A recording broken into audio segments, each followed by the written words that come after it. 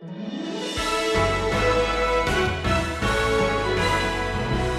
owns the chess pieces. In fact, he owns the chessboard. He owns the table upon which the chessboard sits. And mankind moves around by virtue of their will, but their will does ultimately his will. And what was God doing as he moved the pieces around to fulfill his will? I'll tell you what he's doing in Esther chapter 3. He is preparing his people to remember that even in Persia, not just in Jerusalem over there, that broken down old city, but in Persia, he is sovereign. Not just in here, but out there.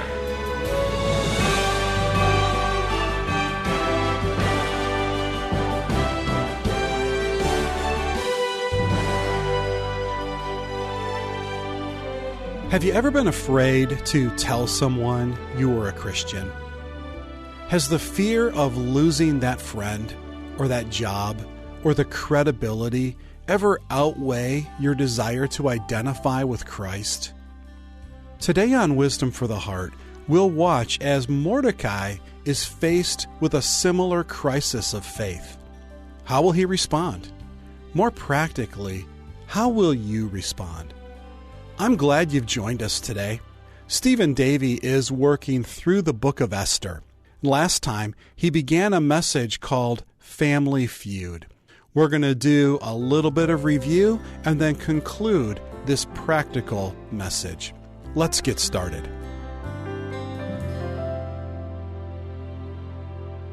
You see, Mordecai has been on the inside for 4 years. He's got the staff. He's got the prestige. He's got the leather chair. He's got a direct phone line to the king. And I want to tell you something. He's also been inside the kingdom of Persia to know there's got to be a greater kingdom than the kingdom of Persia. What a mess this kingdom was. What a mess. You've got an emotional adolescent sitting on the throne. You got a prime minister going around polishing his reflection. You've got eunuchs that have been abducted or seething with anger. You've got a growing bevy of women whose lives are being destroyed. There's got to be another kingdom beside the kingdom of Persia.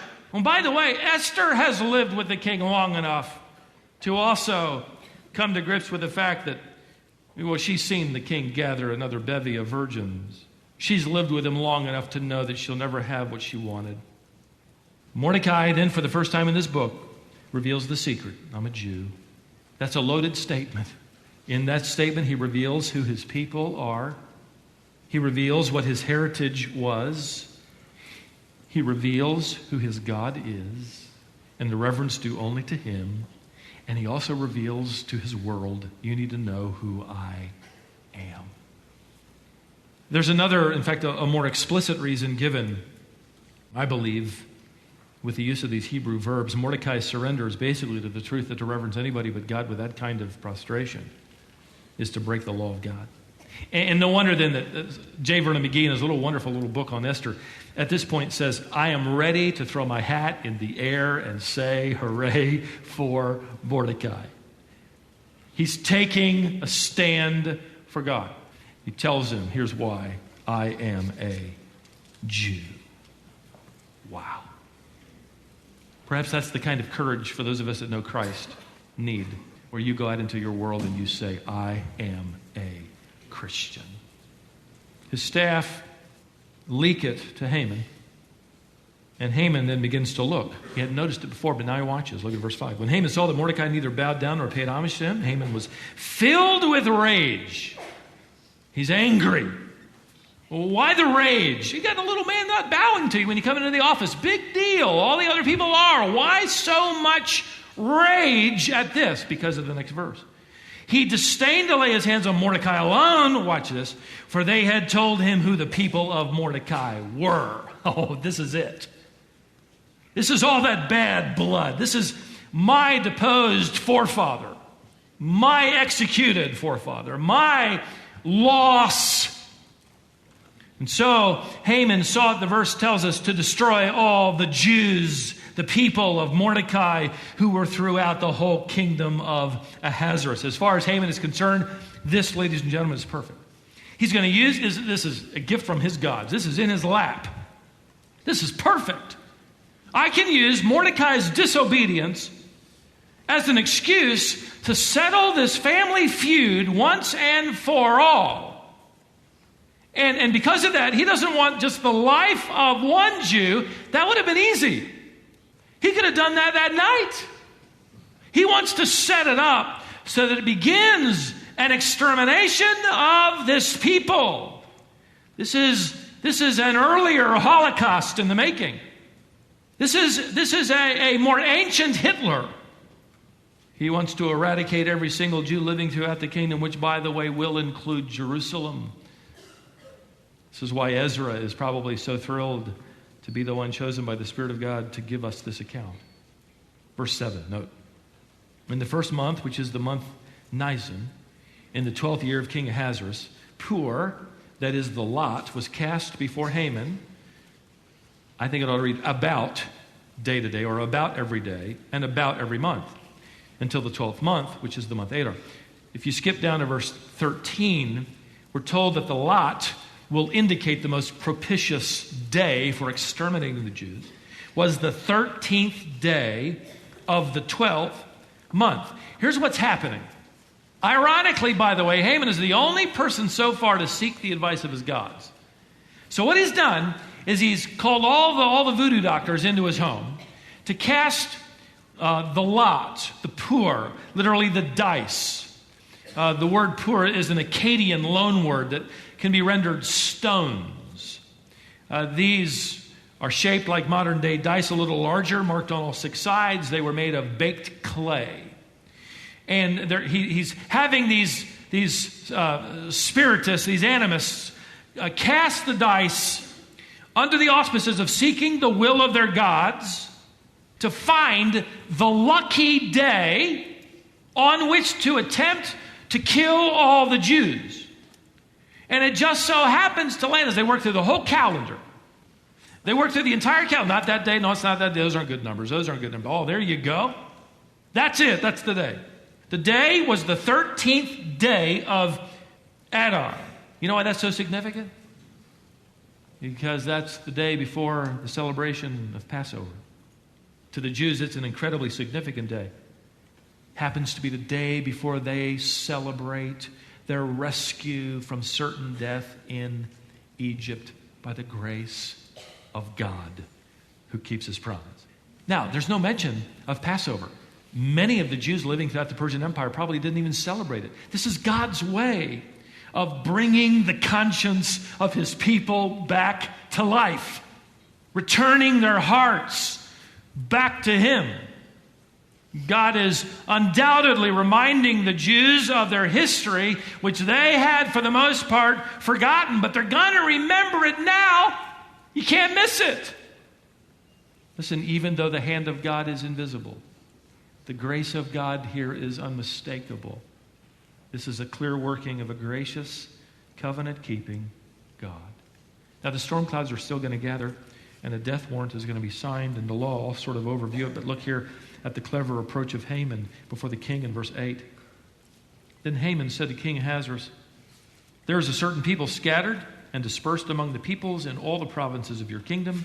Their laws are different from those of all other people, and they do not observe the king's laws." They're treasonous. "So it is not in the king's interest to let them remain." It's a nice way of saying, good reason, king, to put them all to death. Now, Haman obviously knows what buttons to push in this king's life. The king has in his painfully recent memory the rebellion of his favored wife and her, many historians believe, her execution. He has in his painfully recent memory the defeat of his navy by the Greeks and the humiliation of his army, also by the Greeks. He now has, in even more recent history, an assassination attempt on his life by two of his most trusted, I trusted those guys, people. In other words, the smell of any kind of rebellion, O king, needs to be stamped out. You never know what might happen if you let it go. We got to take care of this. He's got the king's attention. And then Haman sweetens the pot. "I'll pay 10,000 talents of silver into the king's treasury if you let me do this." That's nearly 400 tons of silver. That's a lot of money. Where's he going to get that kind of money? From the Jews that he dispossesses. Just as the Jews during World War II were stripped of their bank accounts and their businesses and their possessions, and the Third Reich became incredibly wealthy. More about the Third Reich in a minute, but first, the king said, effectively, you're speaking my language here. Here's my ring. Verse 10, I don't want your silver or your people, or the people. Scholars believe this is nothing more than Middle Eastern posturing. I don't really need this, but yeah, I'm going to get it. In fact, later on in chapter 4, we know that it will be expected by the king for Haman to pay up. Notice verse 13. Letters were sent by couriers to all the king's provinces to destroy, to kill, to annihilate. How many times can you say the same thing? These are all piled on so that there is no loophole. It's kind of like in our American system of jurisprudence. Somebody can serve 2 life sentences. How do you do that? Or 10 life sentences. The more there are, the less of a loophole. What this is, and many scholars believe this is an actual quote from the edict. There will be no loopholes. They will be killed. If you're not certain what that means, destroyed. If you're not certain what that means, annihilated.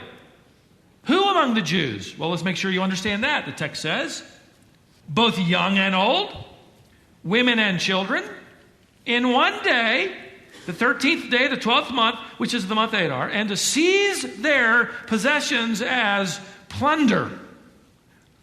Now, this edict is describing immediately what is going to happen nearly a year later. What that means is the entire kingdom of Persia has an opportunity to get ready for this day of slaughter. And Haman is thinking to himself, the Jews escaped Egypt. They will not escape Persia. You can only imagine the king of darkness wringing his hands with delight. Haman says, listen, they don't belong to the kingdom. They're different. They're not one of us. Let's choose a day to get rid of them. Reminds me of an evening just 73 years ago. Just 73 years ago.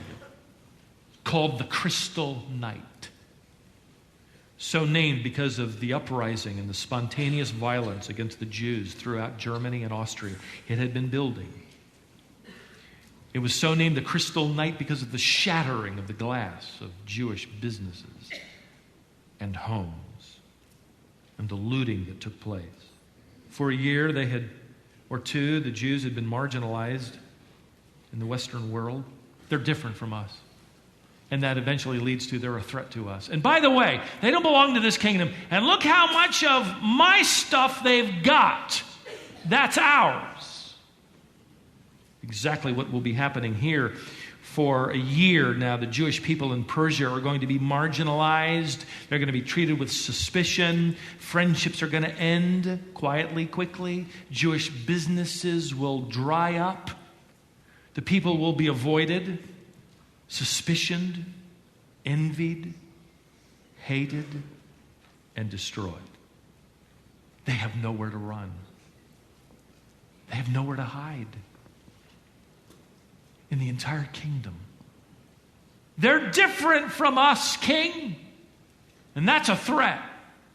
Himmler himself echoed the words of Hitler when speaking of the Jews 75 years ago. And I quote, they do not belong to the same species. They're different. In fact, he would go on to say, they are as far removed from us as animals are from humans.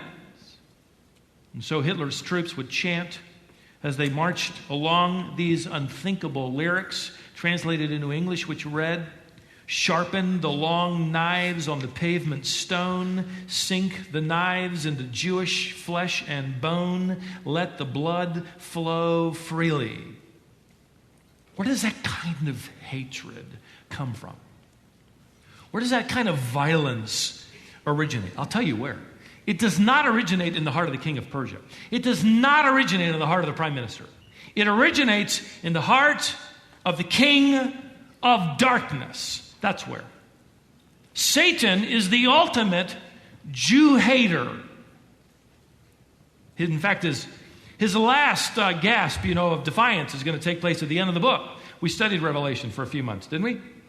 You get to chapter 20, and you find out that it's one final assault upon the people of God. Why? Because if Satan can destroy the nation, he will destroy the promises of God, making them null and void. And if God cannot keep his promise, he cannot possibly be God. And so throughout the history of humanity, Satan has attempted to wipe out the Jew for first reasons. Obviously, from the Jew would come the Redeemer, the line of the tribe of Judah, and Satan failed in that. And then to a people that God has promised will be reconstituted as a nation again in the land, serving the king, the descendant of David. And so he is bent on destroying the possibility of that from ever taking place. That's why the pages of history are stained with the blood of the Jewish people. That's why there have been so many Hamans throughout time. They're deceived. They're goaded along by Satan into mounting an offensive which is ultimately an offensive against God. Back to more recent history. Many do not understand, and of course you won't read this in your secular history books, connect the work of Hitler with his devotion to Satan. Satanism, occultism, which he was deeply involved in. He hated Jesus Christ. He hated the church. He called Protestants dogs. Thousands of Protestants were sent to the concentration camp. In one particular book that I have read from cover to cover, Lutzer's wonderful little book called Hitler's Cross gives a lot of insight from manuscripts and letters and documents. In the Hofburg Library in Vienna, there was a spear believed to be the spear that pierced the side of Christ. Of course, it's just simply superstition and animism, but behind animism is Satan, who will use whatever vehicle he can to influence the lives of people. So one day, Adolf Hitler, who was 21 at the time, I believe, is standing in that library, and he hears a tour guide tell people looking at that spear what it was, and then saying this, and I quote, "This spear is shrouded in mystery. Whoever unlocks its secrets will rule the world." Later, Hitler will say, "Those words changed my life." So he goes over to this library nearly every day, standing before the spear. He makes a vow to follow Satan. He would come and stare at that spear for hours, inviting its hidden powers, and I'm reading, to invade his soul. He believed that this ancient weapon was a bridge between the world of sense and the world of spirit. Walter Stein, who befriended Hitler in his early years, his 20s, said that Hitler would stand before that spear, and I quote, like a man in a trance, a man over whom some dreadful spell had been cast. The very space around him seemed enlivened with some kind of ghostly light. He appeared transformed as if some mighty spirit now inhabited his very soul, creating within and around him an evil transformation. And you think about it, what else could account for the mesmerizing sway of this man over the masses? And the terror that world leaders felt the very first time they met him. I believe nothing less than satanic power. This was, I believe, Satan's choice. This was only his latest in his search for the Antichrist. And Satan doesn't know the future, and he failed again, of course. I found it interesting that when Hitler eventually invaded Austria and marched victoriously into Vienna, the first thing he did was he went into that library, got that spear, and he held it in his hands and said, and I quote, "I am now holding the whole world in my hands." This is an old family feud. And he too would hear the whisper of divine providence as he failed to be the final Antichrist Satan had been looking for. He would hear, along with Haman, who we'll hear in a few chapters, the whisper of divine sovereignty, whispering, check, mate. God owns the chess pieces. In fact, he owns the chessboard. He owns the table upon which the chessboard sits. He owns the land upon which the chessboard stands. He owns everything. Everything. And mankind moves around by virtue of their will, but their will does ultimately his will.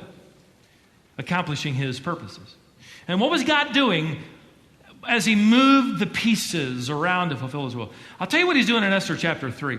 He is preparing his people to remember that even in Persia, not just in Jerusalem over there, that broken down old city, but in Persia, he is sovereign. Not just in here does he have his sway, but out there. What's God doing? He's bringing the Jewish people to the theme of the book. They're not going to find any help from their government. They're not going to find any help from their friends. They're not going to find any help from their relatives. They're not going to find security in their bank accounts. They can't hide at home. They can't hide at work. Humanly speaking, there is nothing they can do. There is nowhere for them to run, which is exactly where God wants them. Maybe that's what he's doing in your life too. This is where you are. Let me read you one more testimony that came out of more recent history in the attempt of Satan to destroy the Jew. And I quote, in June 1937, Dr. Niemoller preached his last sermon during the days of the Third Reich. If you read Bonhoeffer's biography, as I am right now, Niemoller compromised earlier on, but later on took a stand with great courage. You can imagine preaching this in Germany at the height of Hitler's power. And I quote from his sermon, "We have no more thought of using our own powers to escape the authorities than the apostles of old. No more are we ready to keep silent at man's request when God commands us to speak. For it is and must remain the case that we must obey God rather than man." What courage. Within a few days of that final sermon, he was arrested and imprisoned. His trial began on February 7th, 1938. During the previous 7 months after his arrest, he'd been sent into solitary confinement. He heard from no one. And he wondered about his family and his church. The indictments against him comprised 14 pages. He was considered treasonous. He had spoken against the Reich, which is a nice way of saying he was speaking things that were not politically correct. And that's where we're headed to. He had violated the law, and this was his charge. Quote, abuse of pulpit. Abuse of pulpit. Now, he would later tell the story, a green uniformed soldier came and escorted him from his 7 months of solitary confinement to the courtroom, and alone with his soldier escort he walked, filled with dread. Niemoller knew that the outcome of the proceedings was a foregone conclusion. He had heard from no one, no friend, no church member. Then at that moment, he had one of the most amazing experiences of his life. His military escort had so far not uttered one word, but walked with regular military footsteps, his face impassive. But as they passed through an underground tunnel and were about to walk up the last flight of stairs, Niemoller heard a voice repeating a set of words so quietly it was difficult to know where it was coming from because of the echo. And then he realized it was his escort, softly repeating, "The name of the Lord is a strong tower. The righteous runs into it and is safe." The name of the Lord is a strong tower. The righteous runs into it and is safe. Can you imagine? Niemoller was climbing the steps by now. Gave no sign that he had heard the words. But his fear was gone, and in its place was calm trust in God. His tower. He was condemned, sent to a concentration camp where he languished for 7 years. At the end of the war, he was liberated along with everyone else, and he lived to tell the story. Ladies and gentlemen, do you know what an invisible God is doing centuries earlier? He's setting the stage for his people to rediscover that he alone is their strong tower. When everything else is unjust, he isn't. When no one else cares, he does. When everyone else gives up, he won't. When no one seems to notice, he does. Even when God seems distant, he is present. Even when God seems removed, he remains sovereign. Amen? You know what God is doing in Esther chapter 3? He's moving the chess pieces of history so that his people will once again discover that he alone is their rock and their strong tower, and perhaps he's doing the very same thing in your life right now.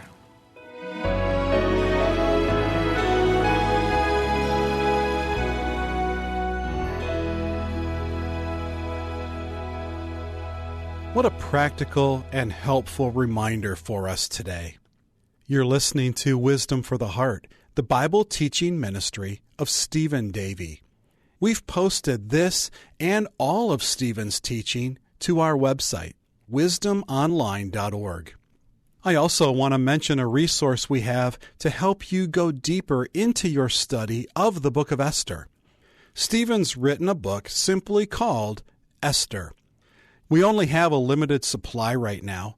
We hope to receive a shipment later this year, but while supplies last, we're offering Stephen's book, Esther, at half price. Again, you'll find information online at wisdomonline.org. While you're there, please take a few extra moments and send us a note. There's a form right on the website that you can use. Daisy from South Carolina said, I am 86 years old and truly thank the Lord for your ministry.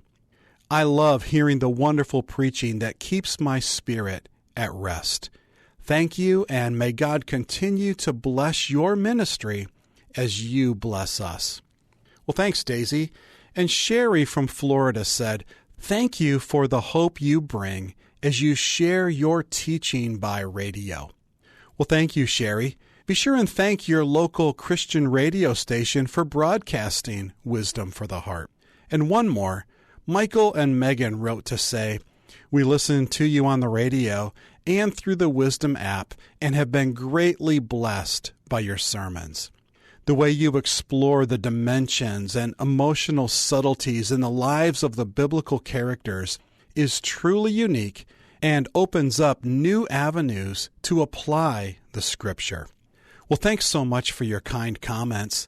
You can send Stephen a card or letter in the mail if you address it to Wisdom for the Heart, P.O. Box 37297, Raleigh, North Carolina, 27627.